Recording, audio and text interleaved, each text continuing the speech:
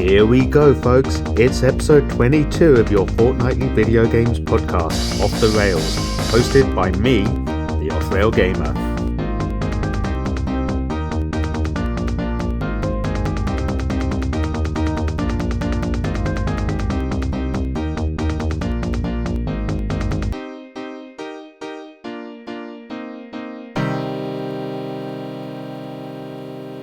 Alrighty, we're back and ready to talk all about video games. But before we do that, I need to reel off my intro quick. For anyone who's new around here, this essentially just involves me telling you where you can find me online. Don't worry though, we're quite well practiced at this now. Well, of course you'd expect we should be by episode 22. Now hold on, there's no need to be like... Anyway, this shouldn't take too long, was what I was going to say before taking that little tangent there. Now, first off the Rails does not go out just anywhere that you might listen to podcasts. This is because many platforms made it too difficult to figure out how to use them. You can, however, listen to this podcast on Spotify, Amazon Music, and Google Podcasts. Next up, and don't worry, you won't need pen and paper for this, as I have included all the course notes in the podcast episode description. I stream on Twitch and TikTok. I'm what you might call a casual streamer, aiming to put in 2 days a week when I can. I'll pick this up in a little more detail in the next segment. So far, I've tended to stream mostly on TikTok, but will certainly be using Twitch if I ever play something a bit more grown up. Even though I do set my streams to 18+ to be safe, that hasn't stopped the app team from banning other people, even when they're playing something wholly inoffensive. Not that I plan on playing anything offensive, but I think any Assassin's Creed playthroughs will likely be on Twitch. I try to upload weekly content to YouTube on Saturday mornings at 10 AM UK time. This sometimes changes, and there have been some weeks that I've not had the chance to pull anything together. Where I'm unable to prepare anything in advance, I am trying to replace it with a live stream instead, which is something new I've introduced for 2024. I have an Instagram that I've not started using yet, and I also have an X account that I infrequently remember to use to notify people when I'm going live or uploading podcasts or other content. I'm not verified on any platform, but I have posted links to all my socials in the podcast episode description, just so you know how to find me. And lastly, for our introduction, we have a semi-regular segment called Listeners' Whispers, in which I read out all the lovely comments that you, my Orgonauts, send in. The best way to whisper me is to the email address in the podcast episode description, offrailgamer@gmail.com. I have 2 golden rules to follow if you'd like your message read out. Please keep it clean and try not to be too mean. And if you have a question, I'll do my very best to answer it sincerely. I can't claim to be an expert on any subject, so do expect to hear caveats to that effect. But I will try not to lead anyone astray. I mean, I don't know what sort of question you might have, but if it's anything technical, I can tell you a bit about my setups and what I've found works for me. Now, we've probably spent enough time on this intro, so why don't I tell you about the games I've been playing recently in the segment I call What I've Been Playing Recently.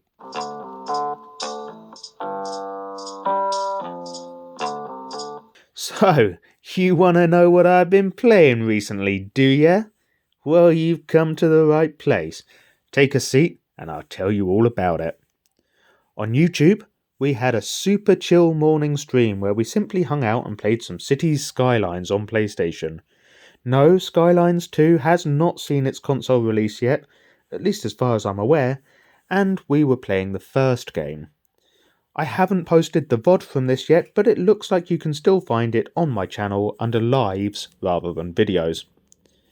Then, last week, we got to spend Valentine's Day with Lara Croft. Many 90s gamers' dream, with the release of Tomb Raider 1-3 from Crystal Dynamics. This came with the promise of giving us a choice between the old school tank controls and a modern control set. Now, whilst this was delivered, I understand that I was not alone in finding the modern controls very difficult to get to grips with.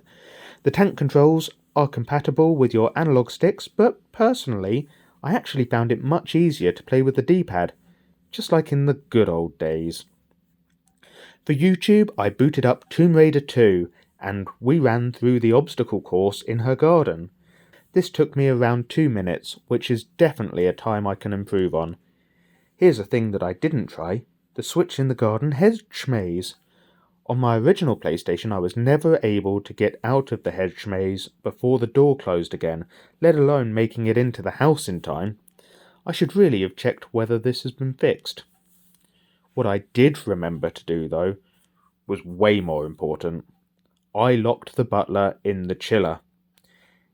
It's not possible to visit Croft Manor without doing this, if you ask me. To round out the video, we had a quick look at the start of the Great Wall of China episode. We didn't get too far before Lara met her untimely demise to a wall of spikes, but here, before I finish talking about these remakes, I want to quickly touch on a really nice feature. If you press the start button on your controller, or whatever they're calling it this generation, you can switch back to the original graphics for a real hit of nostalgia, and also to compare and see what a good job the team have done at upscaling. My online presence has been a little less in the last fortnight, but I did fit in a Clive and Wrench stream on TikTok last week. We took care of the first game boss and then completed the level that was unlocked, which took us into a setting that was part Bayou, part 1920s gangster setting, or whenever Al Capone was at large. 40s? Meh. Close to 100 years ago anyway. The wits were almost as sharp as the suits. Offline, I've started collecting GameCube games and managed to snatch up a nice little bundle of games. I had a look at Taz Wanted, which follows the story of Looney Tunes' Tasmanian Devil, who initially finds himself captured and locked up in Yosemite Sam's zoo. Your first job is to break free and go in search of Taz's lady friend, who has also been rounded up. I haven't spent much time with this title yet, but I love Looney Tunes, so will definitely be playing more soon. The reason I didn't get much time with Taz is because I also got Super Smash Bros., which is a game that I really don't understand, but I'm determined to try and get good at it so I can one day unleash my skills on my in-laws, who are far too good at this button-mashing fight sim.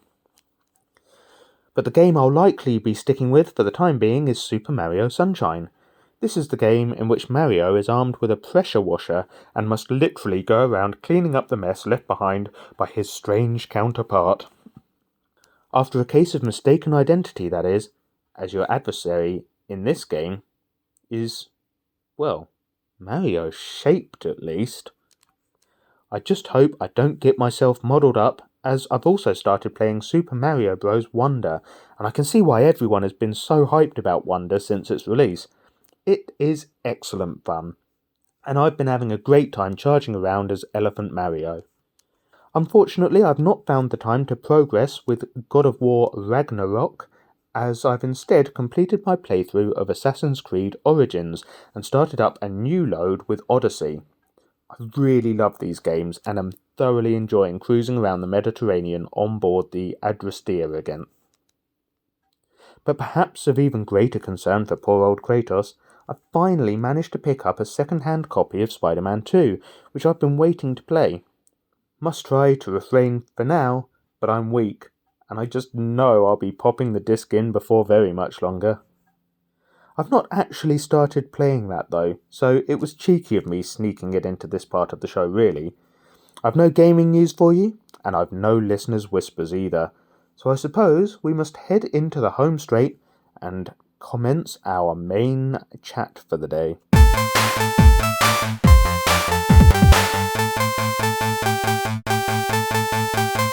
This week, I'm going to try and bridge the gap between physical gaming and digital gaming. I'm not talking about collecting physical video games over downloading them digitally. I'm instead going to talk about physical board games or tabletop games that have been made into video games. Also, for this list, I'm going to give examples where it is a video game of the board game, not where the board game simply features within the video game, if you go looking for it.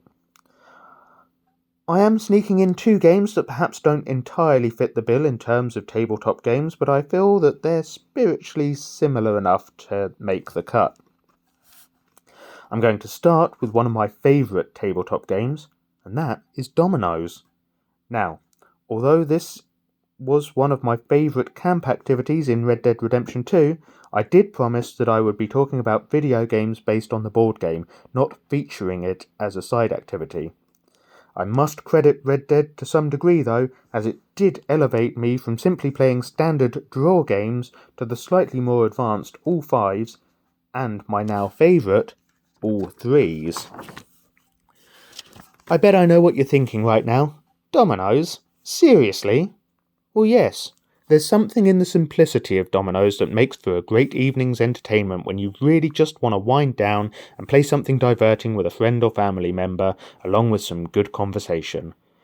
But while that is the case, don't kid yourself that you're just matching dots, for you're also trying to second guess what your opponent might be able to play on as well, and find a tile that they can't match. All fives and all threes play very similarly in that you're looking at the exposed pips and trying to play multiples of 5 or 3, depending on which game you're playing. Furthermore, the first double played becomes the spinner, which allows you to play in 4 directions rather than just the 2 of block or draw dominoes. I'm yet to try my hand at the Mexican train game, as I've only played with standard double 6 sets so far, but I'm always down to try and learn more games that can be played with dominoes. In fact, my pa and I once created Sailor Doms, which introduced player tokens to give a new purpose to the draw game. But I'll maybe save the rules to that game for a future podcast. Back on the Xbox 360, you could get your hands on Domino Master, which simulated 5 different game types. Straight, which I believe I know as draw dominoes, all fives, all threes, Mexican train, and Bergen, which I think has similarities to all threes and all fives, only you're trying to match the outside pips to score points. You know what? It's not a bad game at that. Could be one for YouTube sometime. Now next up is a game that kinda rekindled my love of dominoes, as it bears some similarities in that you're placing tiles to try and score points. Now I actually played this game on Xbox before playing it IRL, as it were. The game is Carcassonne, in which you place tiles representative of castles, monasteries, roads and farms. You're also given a finite number of meeple character pieces that you can place on your tiles to claim them for scoring. If you complete a road or castle, or manage to fully surround your monastery, you'll score points as you play, and get your meeple back to place on future assets. If you don't complete construction in-game, your meeple will stay in place until the final scoring.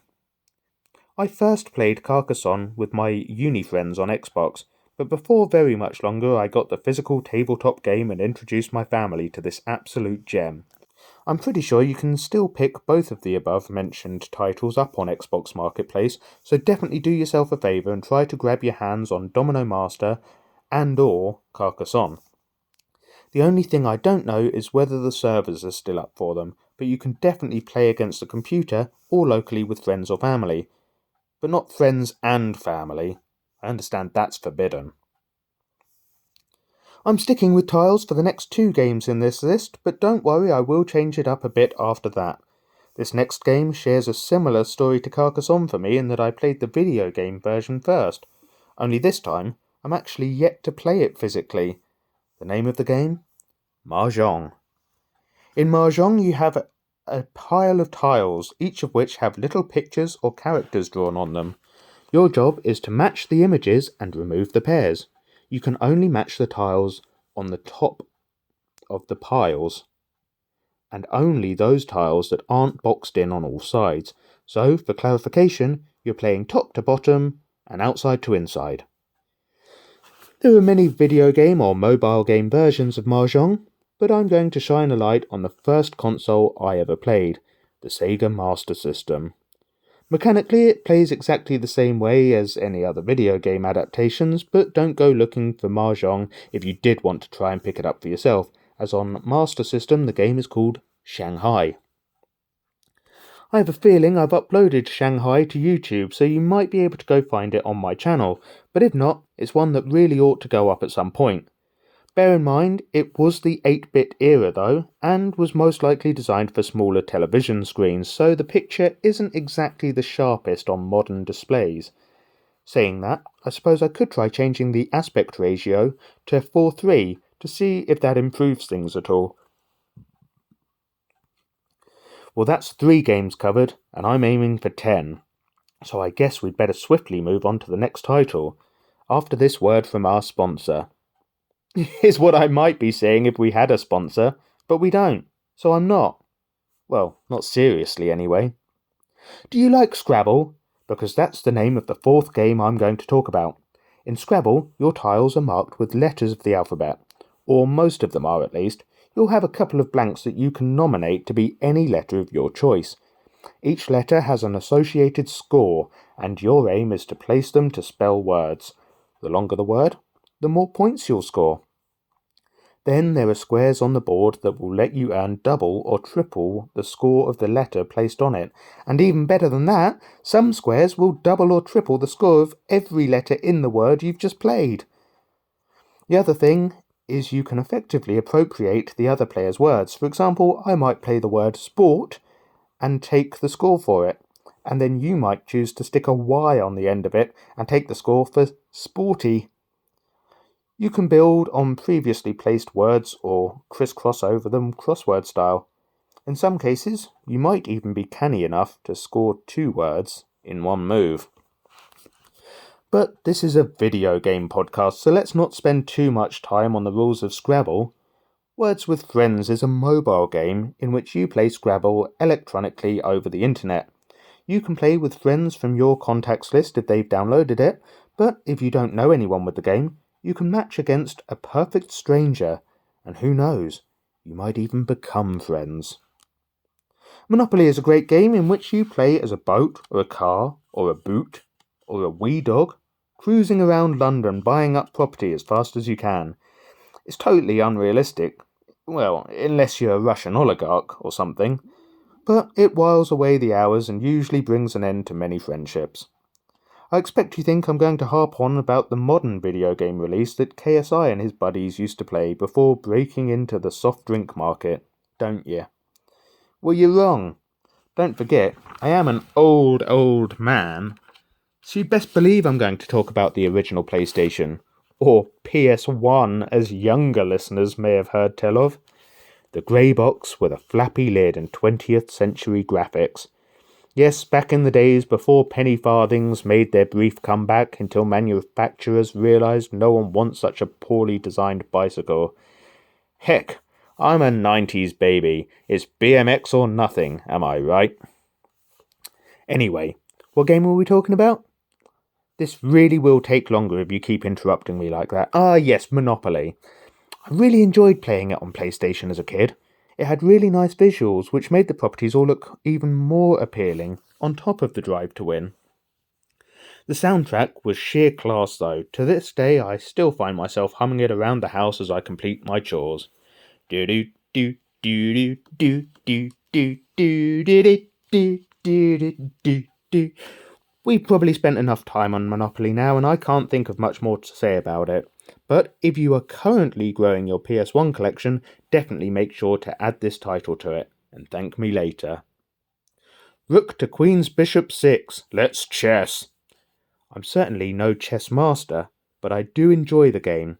In chess, you command an army and move your pieces to the other side of the board, picking off your opponent's pieces and doing everything in your power to defend your king from finding himself in checkmate, all the while trying to inflict this on the enemy king. You'll note that I've talked about a chess video game before. It would have come up all the way back in episode 1, 8-bit childhood, at the very least. In this episode, I waxed lyrical about the console that introduced me to video games, my sibling's Sega Master System 2. One of just 6 games we had was none other than Sega Chess, And if you trek over to my YouTube channel after this podcast, by the way, feel free to subscribe, you'll find that I showcase the games that we played as children. In this video, I also showed off the fact that you could choose to either play in a 2D top-down view or switch to a 3D view of the board, as though it were a real chess layout before you. I still love that they could make that a feature all those years ago to this day. But before I move on, I want to also mention one of 3 Play It games that I own for the PS2, and all 3 will be getting a shout out too. It's been almost half my lifetime since I last played Play It Chess Challenger. In fact, I think I was only 17, which would make that about right. See? I told you I'm an old man. Anyway, beyond being a chess video game, I do recall it having a really nice gentle soundtrack, which I took for inspiration coming up with a tune on my guitar back in the day. I've not played a great deal of Risk, even though I did quite enjoy it as a game, and it seems fitting to talk about this following chess, as it involves you commanding an army. The board is a world map, and you'll aim to conquer other territories and even take lands off of your opponent. Well, some years ago I added Risk to my Steam library, but I very quickly got frustrated as the game kept giving me only poor dice rolls. I mean, sure, that could happen in real life, but when a computer dictates your rolls for you, it begins to feel rigged pretty quickly when the game consistently awards itself the rolls to best you in a straight set. In my teenage years, I played a little poker, only ever for fun, or at most a £2 buy-in 1 or 2 occasions. We were kids after all. I wasn't made of money. And in fact, that hasn't really changed to this day. Anyways, in my time I have played some 5-card, but our preferred game was always Texas Hold'em. For anyone unfamiliar with the rules, you hold 2 cards and you're trying to score the most number of points from 5 cards dealt face up in the middle. The 5 cards, or the river as I believe it's known, are communally shared. You only ever hold the same 2 cards you initially dealt. I know you know what's coming.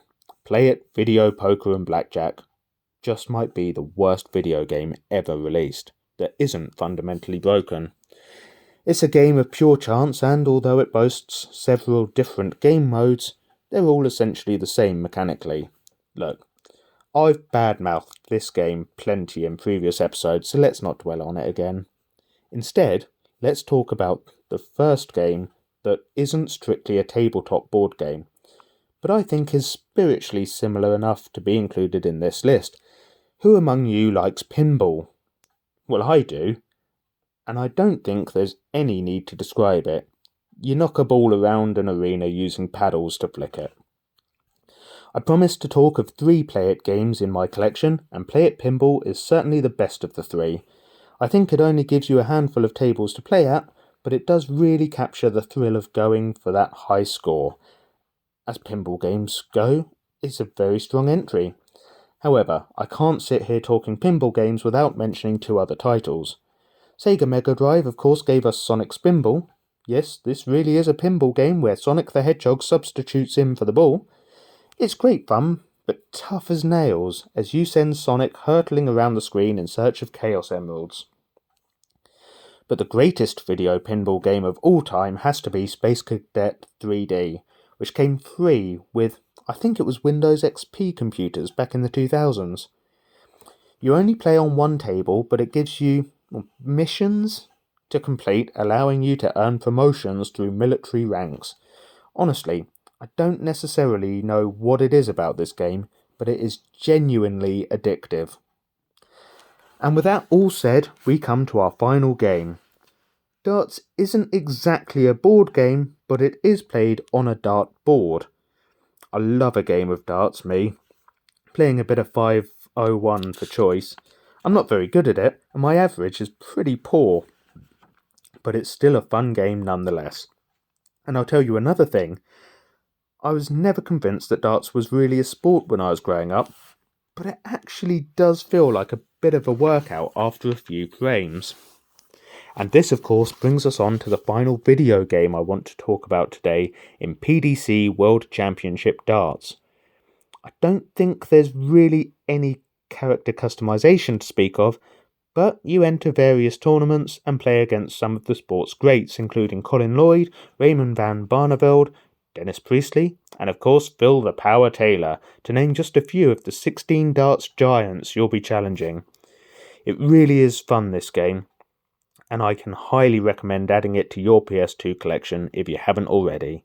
I just wish we could get a new game for current gen with all current players. But alas, we're running short on time, so I guess all that's left to say is thank you very much for listening again. I'll be back here in 2 weeks' time, and I should be back on YouTube, TikTok, maybe Twitch in the meantime. Until then, bye!